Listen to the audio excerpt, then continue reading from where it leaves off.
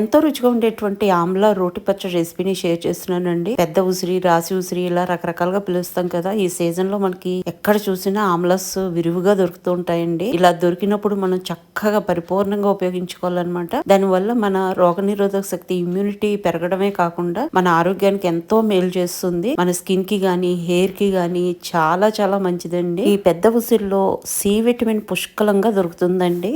చాలా చాలా ఔషధాలతో నిండినటువంటిది ఈ ఉసిరి అని చెప్పుకోవచ్చు. సీజన్ లో చక్కగా దొరుకుతున్నాయి కాబట్టి మనం రకరకాలుగా ఉపయోగించుకోవచ్చండి. ఉసిరి రెసిపీలోకి వెళ్ళిపోదామండి. పానల్ పెట్టేసుకున్నాను. 1 టేబుల్ స్పూన్ ఆయిల్ వేసుకుని, 1 టీ స్పూన్ మెంతులు, 1 టీ స్పూన్ ఆవాలు, 2 టీ స్పూన్ నిండా మినపప్పు యాడ్ చేసుకున్నాను.